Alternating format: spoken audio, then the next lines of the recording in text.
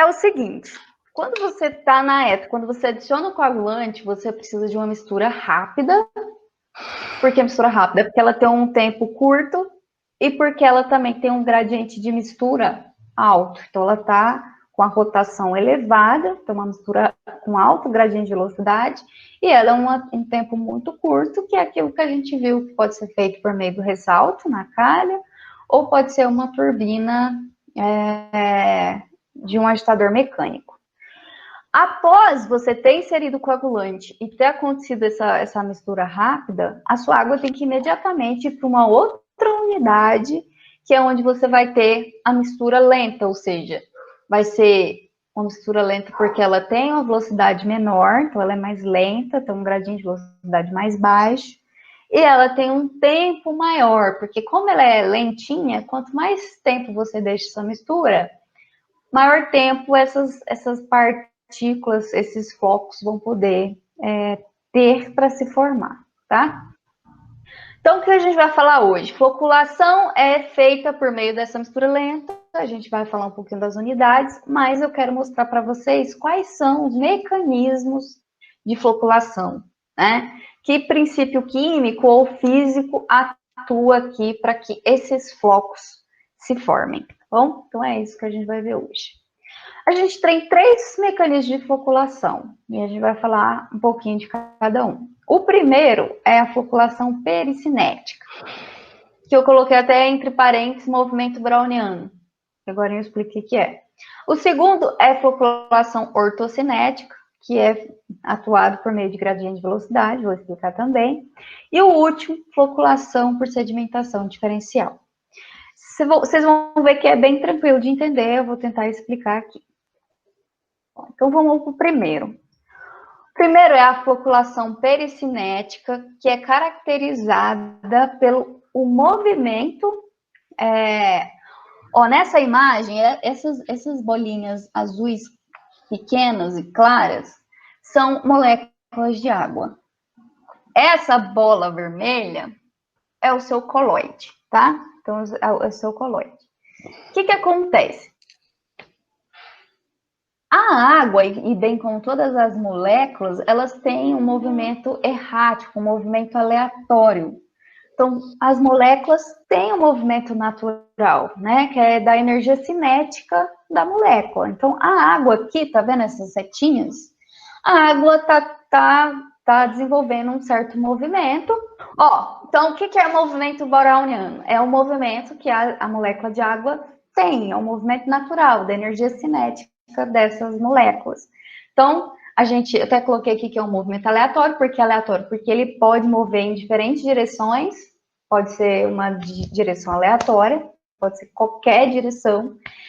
E esse bombardeio, esse movimento que a água tá tendo, vai fazer com que a molécula do colóide faça também um certo movimento.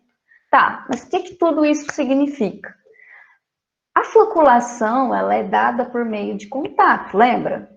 Tem um colóide desestabilizado aqui, outro colóide desestabilizado aqui, eu quero que eles se encontrem e se agrupem para formar um floco. Para que eles formem floco, eles precisam se encontrar. Então, eu preciso gerar um movimento ali, de modo que eles se encontrem. Quando eu falo de movimento browniano, o único movimento que vai fazer com que esses colóides se encontrem é esse movimento errático das moléculas. Então, o movimento browniano é muito importante para moléculas pequenas, tá? Então, para moléculas pequenas. Se é uma partícula muito grande, o movimento browniano não vai ser suficiente para movimentá-la. Então, quando é que esse tipo de floculação vai ser importante ou vai atuar?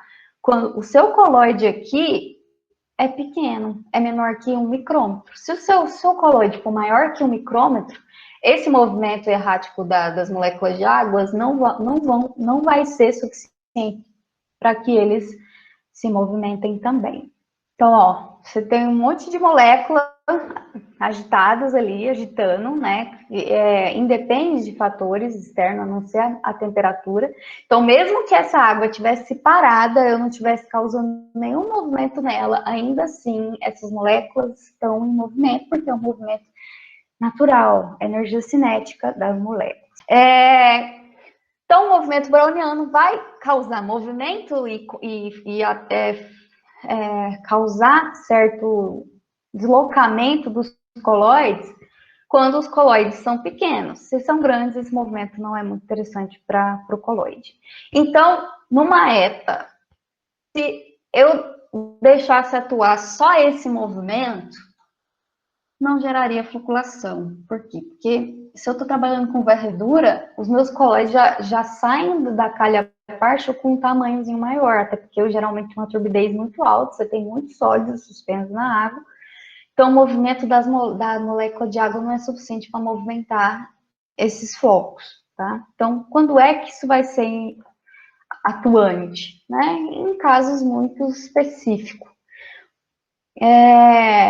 Por isso, quando se fala de estação de tratamento de água, esse mecanismo de floculação pericinética, ele não é significativo, porque esse movimento de bombardeio das moléculas de água, que é o movimento browniano, não é suficiente para ter movimento suficiente para causar um grande contato entre coloides e formar flocos grandes. Por quê? Porque esse movimento só vai atuar em coloides ou partículas menores que 1 micrômetro. Mas o que eu quero que vocês entendam é que essas moléculas de água estão tendo um movimento aleatório para qualquer lado, estão aqui agitadas, e as moléculas de coloide vão ser arrastadas, né, por ela. E aí, tá vendo toda essa linha rosa? É o quanto o coloide, né, se deslocou por conta das moléculas de água agitadas. Se esse coloide for, esse coloide aqui, que é essa bolinha vermelha, se ele fosse maior que 1 micrômetro, ele não se deslocaria. Por isso, não posso contar com o movimento browniano na estação de tratamento de água para que a floculação aconteça.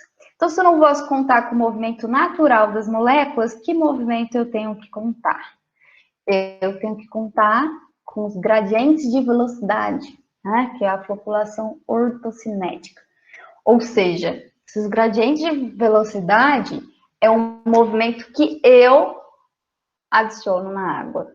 Então, aqui eu até coloquei ó, um desenho de uma chicana. Chicana, ela é hidráulica, né? Mas o que acontece? Ela tem algumas paredes, né, opostas, e a água que está entrando é forçada ó, a ter um movimento circular aqui. Então, ela encontra a parede, ela é forçada a caminhar para cá. Então, esse movimento aqui já é um movimento que eu posso chamar de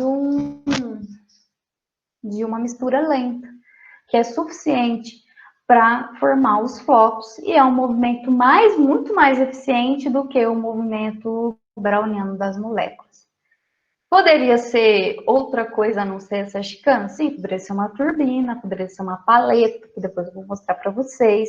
Mas o que eu quero que vocês entendam que floculação ortocinética é uma floculação que ocorre por meio da inserção, que não é natural, de movimento na água. Ou eu coloco uma turbina para movimentar a água, né, com certo gradiente de velocidade, ou eu coloco uma chicana aqui que vai fazer com que a água force um determinado movimento, uma determinada mistura. Por que que eu faço isso?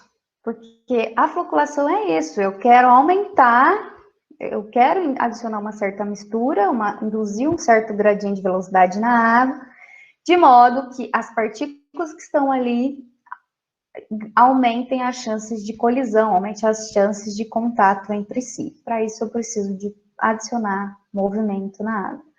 Esse movimento aqui é entendido por meio de um gradiente de velocidade.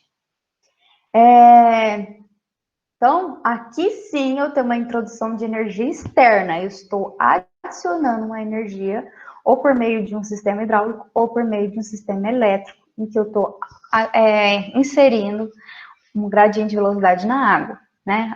Na aula passada que a gente fez calha partial, a gente calculou o gradiente de velocidade para a calha partial. A calha partial tem um gradiente de velocidade alto, era de 700 a 1000. Aqui, na floculação, o gradiente de velocidade vai ser muito menor, né? Em torno de 100, 150, 200 segundos a menos 1. Então, é uma velocidade bem menor. Por quê?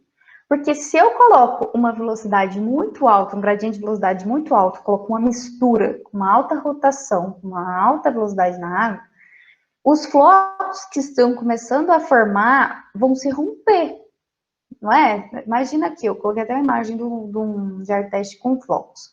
Então, você tem uns floquinhos grandes, ó, bonitos, que já estão começando a sedimentar. Aí eu venho, pego essa turbina aqui, coloco um gradiente de velocidade bem alto, coloco ela para agitar muito a água. Se eu começo a agitar muito as águas aqui, esses flocos vão se romper, vão quebrar, né? Então, as forças de cisalhamento, né, de quebra, de rompimento, vão acabar diminuindo, vão acabar quebrando esses flocos. Então, o que que acontece? Quando eu falo de floculação, o gradiente de velocidade não pode ser muito alto, porque se o gradiente for alto, o tamanho do floco vai acabar diminuindo, porque eles vão se romper, vão quebrar. Então, qual que é a lógica aqui? Do que eu faço? Eu coloco um gradiente de velocidade menor, abaixo o gradiente de velocidade, mas, em compensação, eu aumento o tempo da mistura. Então, reduzo a velocidade, vai ficar ali tendo um movimento bem lento, uma mistura lenta, mas deixo um tempo grande, justamente para aumentar a chance de contato desses colóides estabilizados, para que eles formem uns flocos bem bonitinhos, né, iguais esses que a gente está vendo aqui na foto. Então, ó, floculação pericinética é um movimento natural, que é o movimento errático das moléculas, que a gente chama de movimento browniano. É esse o único movimento que está tendo ali. Quando eu falo de floculação ortocinética, eu estou inserindo um gradiente de velocidade, estou inserindo um movimento na água por meio de uma turbina ou por meio de um sistema hidráulico como chicanas, né? E aí a gente tem um terceiro tipo de floculação, que é a floculação por sedimentação diferencial. Aqui, o que é a ideia desse mecanismo? A ideia é o seguinte, você tem aqui flocos, né? Aqui a gente tem, ó, flocos. Esses flocos já estão com determinado tamanho, às vezes não estão com tamanho iguais. Então, imagine que você tem um floco aqui em cima e um floco embaixo. O floco de cima, ele tá grande, tá pesado, ele tá com um tamanho maior e uma densidade maior. Então, o que vai acontecer? Ele vai começar a cair com uma velocidade mais alta. Aí, vamos supor que esse floco que estava embaixo dele está com uma velocidade menor. Então, olha, ó, tá dando para ver minhas mãos? Então, se esse está com a velocidade maior, ele vai cair com a mais velocidade e vai encontrar o floco mais lento que estava embaixo. Quando ele colide com esse floco de baixo por conta dessa sedimentação, eu tenho ali um aumento do floco. Ou seja, aqui o floco está se formando por meio da colisão resultante da própria sedimentação. Então, tem uma partícula sedimentando, ela encontra outra no meio do caminho, se colidem e acabam aumentando o tamanho do floco. Então, aqui nesse ponto, ó, você tinha você tinha esse floco que está com a velocidade A1 e você tinha um floco com a velocidade A2. A velocidade A1 era maior, então ela começou a descer e acabou encontrando a partícula de velocidade A2. Quando as duas encontram, elas se juntam e, né, formam aí um floco maior. Mais ou menos igual aqui nessa imagem. Ó. Você tinha uma partícula maior, com velocidade maior, que acabou colidindo com a partícula de velocidade menor, e as duas ficaram agregadas e caíram juntas, né? Então, aqui, ó, uma partícula encontra outra, que encontra outra, no fim das contas, no meio dessa sedimentação, o floco foi ganhando tamanho, ganhando densidade. Então, floculação que ocorre por sedimentação diferencial é porque partículas estão sedimentando com velocidades diferentes e acabam se encontrando no meio do caminho e causando o aumento do floco, causando a floculação. Isso acontece principalmente, né, acontece um pouquinho no floculador, mas não é interessante que isso aconteça no floculador em si, porque você não quer que as partículas sedimentem no fundo do seu floculador. Você quer que a partícula sedimente na próxima unidade, que é a unidade de sedimentação, que é o decantador. Então, geralmente, o que acontece? Esse mecanismo atua muito no início ali, quando a água acaba de entrar no decantador, acontece esse tipo de floculação diferencial dentro do próprio decantador, tá? Deu para diferenciar os 3 tipos de floculação? Então, ó, voltando. Pericinética. As partículas acabam se colidindo por conta do movimento causado aqui pelas moléculas, né, que é o movimento browniano. No movimento pericinético, as partículas se colidem por conta do movimento que eu adiciono na água, né, adiciono um gradiente de velocidade na água, então é externo, movimento externo. E o terceiro, as partículas vão acabar se floculando, vão acabar se agregando por conta da sua velocidade diferente, que acabam sedimentando aqui e se encontrando. Né? De modo geral, de uma forma mais clara que eu pude falar, é isso. Nessa floculação por sedimentação diferencial, é aquela do arraste? Ou arraste era de... Sim. Ah, tá.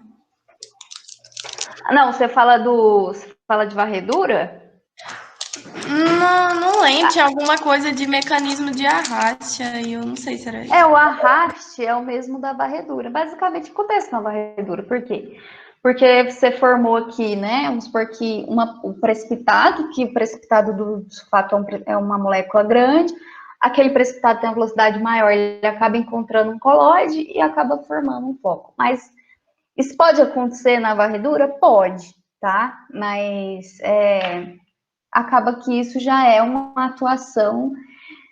Como é formação de flocos, isso já é considerado um tipo de floculação, tá? Mas é sim uma floculação por sedimentação, quando uma partícula tem uma velocidade maior que a outra e acabam se colidindo durante esse processo de sedimentação. Tá? Então, você pode dizer que acontecendo dentro do floculador ou acontecendo dentro do decantador é o mesmo princípio, tá? Quando eu vou falar de decantadores, eu vou falar novamente disso aqui, tá? Justamente quando se fala de partículas floculentas, é esse tipo de floculação que a gente está falando. No caso, nessa última agora, nesse último tipo, o floco vai ser movimentado pelo tamanho e densidade dele até atingir uma certa velocidade que vai ser maior do que os flocos menores? Isso. Então, assim, se basicamente tem um floco aqui com a densidade maior e com peso maior, ele vai sedimentar com a velocidade maior, que acaba encontrando outros flocos menores com velocidade menor, e os dois vão acabar se colidindo. Se eles tivessem a mesma velocidade, eles nunca iam se encontrar, porque eles iam cair na mesma velocidade. Mas como eles têm velocidades diferentes, porque têm tamanhos diferentes, em algum momento eles podem se colidir. Isso sem a introdução de qualquer tipo de energia externa. Vai ser só... Exatamente. Entendi. E só da sedimentação mesmo. Okay. Pode acontecer tudo simultâneo, tipo assim, você adicionou uma energia externa aqui, com gradiente de velocidade, tá vendo aqui nessa imagem, ó? Uhum. Quando você sair do floculador ou desligar a turbina aqui, os flocos vão começar a sedimentar. Durante essa sedimentação, pode aumentar o tamanho dos flocos por sedimentação diferencial. Tá? Ah, sim, então, entendi. Pode ser que ele aconteça... A ideia é essa, ele vai acontecer justamente quando ele acabar de sair do floculador. Na prática, o ideal seria esse. A água acabou de sair do floculador, quando ela entrar no decantador, que eu parar o movimento, esse mecanismo aqui vai atuar, tá? Então, é durante a sedimentação das partículas. Ok. Por isso que eu falei que ele ocorre aqui, ó, no início, quando a água entra no decantador, tá? Porque no decantador você não quer movimento nenhum, muito pelo contrário, você quer que a água fique o mais parada, o mais em descanso possível, para que as partículas possam sedimentar. Então, ótimo, isso é a teoria da floculação, né? Mas na prática, que tipo de mistura, né, eu adiciono na água? Que gradiente de velocidade eu adiciono? Por que tipo de equipamento, né? Então, como eu já havia falado lá nas primeiras aulas, a gente tem basicamente 2 tipos de floculadores, que são os floculadores hidráulicos, que nada mais é do que tanques. Deixa eu tirar são tanques com paredes opostas que fazem com que a água force esse movimento circular, né? Então, aqui eu coloquei uma imagem esquemática de umas chicanas posicionada de forma horizontal, ou seja, a água vai entrar aqui no floculador e vai atravessar as paredes em um movimento horizontal, né? E pode ser esse tipo de chicana aqui, que a água, né, desce, sobe, que a gente chama de chicana vertical. Então, o movimento é na vertical, o movimento principal. Então, aqui eu tenho imagens de um decantador de chicana horizontal, e esse daqui são chicanas verticais, então a água está subindo e descendo. Tá? Então, são basicamente os dois tipos de floculadores hidráulicos, quer dizer, um só, né, só que pode ser com fluxo diferente, mas esse é o hidráulico que a gente tem. Vantagens dele é porque, né, basicamente você não tem gastos com energia elétrica, né? Você deixa a própria energia do movimento hidráulico ali acontecer, o próprio movimento da água. Porém, você pode ter também o uso de floculadores mecânicos, que tenha o uso de energia elétrica. E aí você tem outros modelos que agora eu mostro para vocês. Lembrando aqui da norma NBR 12216, que é a NBR que a gente está, né, utilizando para o dimensionamento, porque ela é sobre projeto de estação de tratamento de água. O que ela fala? Ela fala que o tempo que a água tem que ficar dentro desse floculador, que é o tempo de detenção, né, o tempo de mistura dentro do floculador, ele deve ser determinado usando o jar teste. Você vai fazer ensaio de jar teste, variar o tempo da floculação, uma hora eu ponho 10 minutos, 20 minutos, 30 minutos, vejo qual que tem a melhor eficiência, e aí, com base nesses ensaios, eu vou projetar a minha estação de tratamento real. Então, é isso que a norma está dizendo. Se você não conseguir fazer os ensaios de jar test, ela indica que você utilize tempos entre 20 a 30 minutos para floculadores hidráulicos. Então, em teoria, a água ia ficar 20 ou 30 minutos dentro, né, de um floculador fazendo esse movimento. Ou se for um decantador mecanizado, ela pede um tempo um pouquinho maior, entre 30 a 40 minutos. Tá? E quanto ao gradiente de velocidade, né? Que é a velocidade que você está inserindo na água,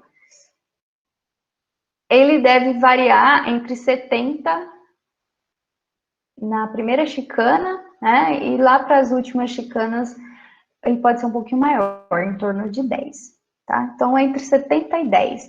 Só para lembrar que quando a gente estava falando de mistura rápida, esses gradientes eram de 700 a 1100, né? Para vocês verem o tanto que diminuiu, o tanto que essa mistura é bem mais lenta quando comparado àquela mistura da calha parcha, tá? Então, aqui o gradiente de velocidade é bem menor. Ao longo do canais das chicanas, você vai ter diferentes velocidades, tá? Como que eu determino essas velocidades? Geralmente é em função da distância que eu coloco uma chicana da outra, entre a largura do canal, uma série de fatores que eu mexo ali nas dimensões da unidade, tá? Chicanas, que são as paredezinhas, né? Elas devem ter uma distância mínima de 60 centímetros de uma para outra. Se for uma distância menor de 60 centímetros, essas chicanas têm que ser removíveis. Você tem que tirar, senão você não vai conseguir lavar o canal, porque vai ficar muito estreito e você não vai ter uma facilidade de limpeza. Então, até 60 centímetros você pode pôr chicanas fixas, você pode construir elas ali de alvenaria, de modo que elas não são removidas. Se for maior que isso, você tem que construir chicanas que são possíveis de retirar. Em tanques de floculação, você ainda pode colocar uma certa descarga de fundo, que é caso comece a acontecer sedimentação dentro do floculador. Começou a sedimentar flocos ali, é interessante que você coloque uma certa inclinação e uma certa descarga para depois que você tirar, remover durante a limpeza os flocos que estão ali. Lembrando que não é ideal, não é adequado que ocorra sedimentação dentro do foculador. A sedimentação tem que acontecer dentro dos decantadores. Então, aqui uma imagem de planta, né, uma vista aérea, de um tanque, né, de chicanas horizontais. A água está entrando aqui, água coagulada.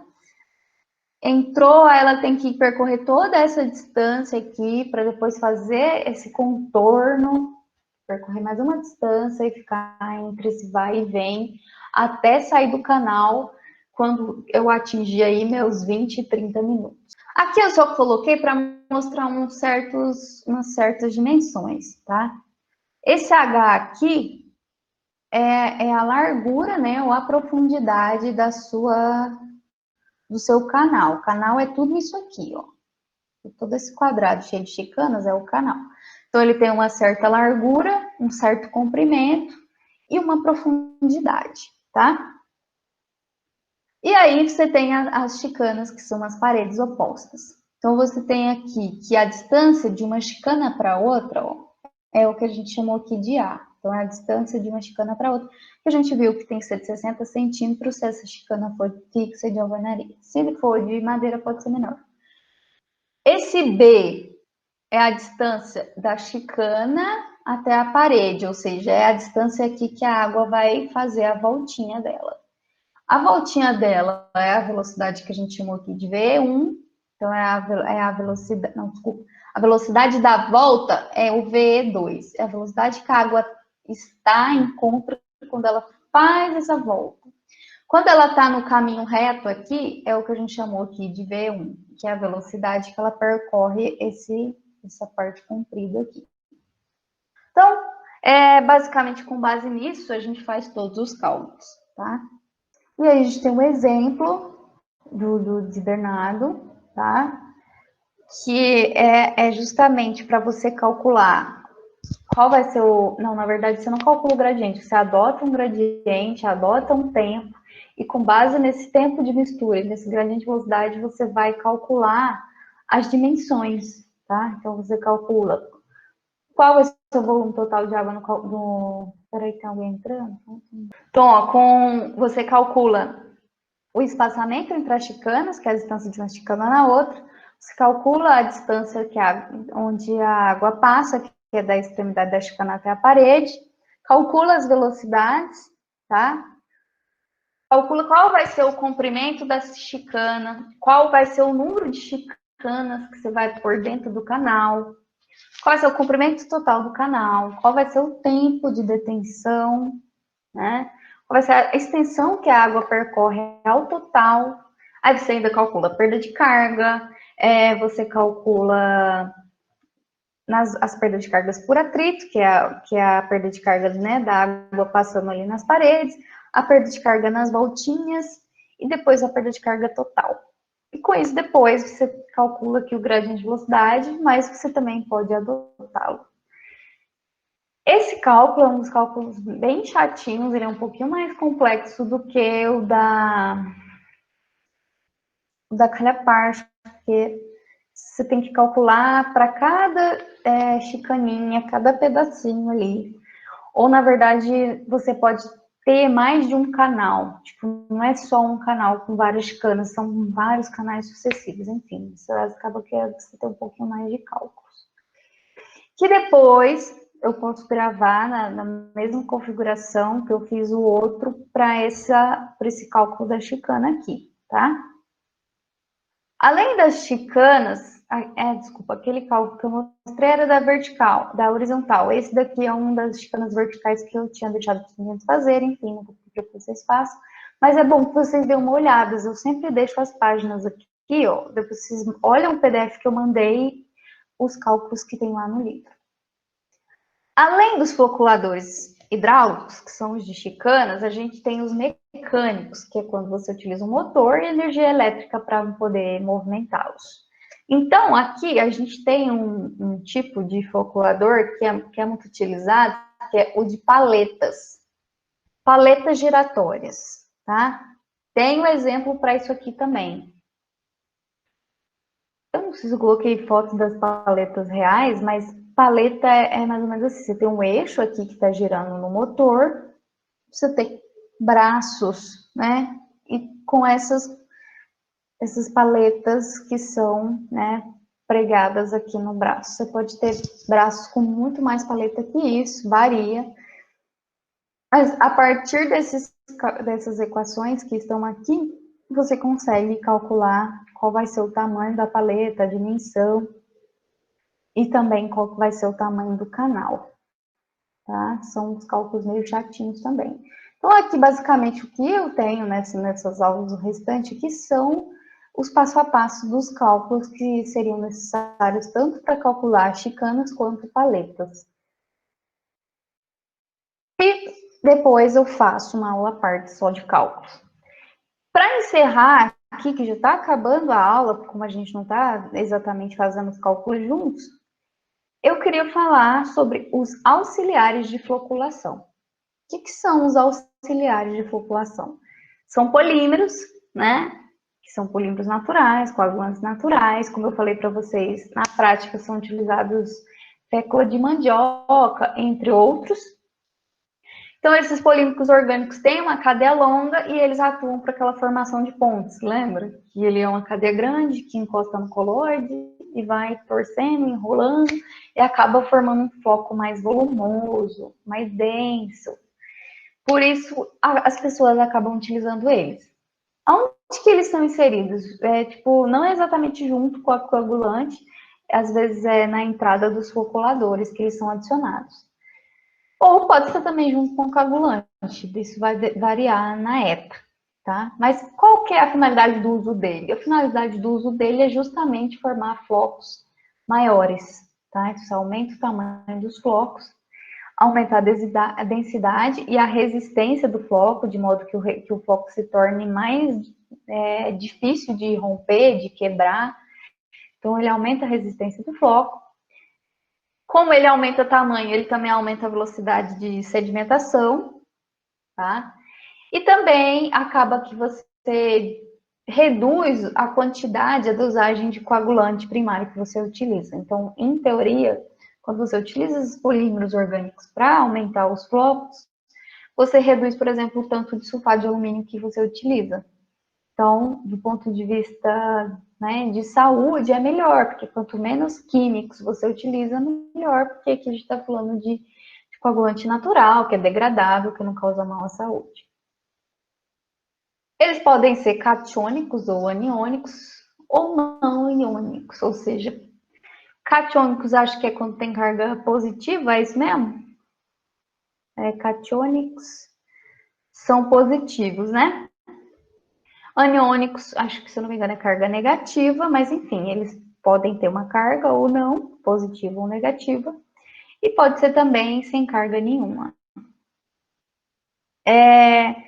Eles atuam com sítios ativos, ou seja, estão a molécula de carbono e alguns radicais que são ativos, porque são esses radicais que têm carga. Na prática, ele acaba se ligando ao colóide, diminuindo a carga do colóide e formando flocos grandes. Aqui eu coloquei alguns exemplos dos quais são utilizados, tá? A gente tem o alginato de sódio, que ele é extraído de ervas marinhas. Ele é muito eficiente quando você utiliza junto com sulfato de alumínio ou sulfato de ferro. A gente tem também o quiabo, tem alguns estudos que mostram a eficiência do quiabo, tá? A gente tem também mutamba, o chico magro, não sei se você conhece, né? A mutamba é uma planta do cerrado. Muitas crianças brincavam com ela porque ela gruda quando ela está seca, você joga na pessoa e ela gruda. Mas enfim, é um fruto do cerrado. Tem também alguns frutos como cacau, ou até mesmo outros polímeros naturais que são à base de taninos. Tá? Então, tem N tipo de plantas que são testadas. Tem uma que é muito famosa, que é a moringa, que é muito utilizada principalmente nos estudos científicos quanto ao teste de sua eficiência. Enfim, só estou falando isso porque isso pode ser, inclusive, um tema de um TCC ou alguma coisa que vocês queiram trabalhar, testando possíveis polímeros naturais que podem ser utilizados para tratamento de água.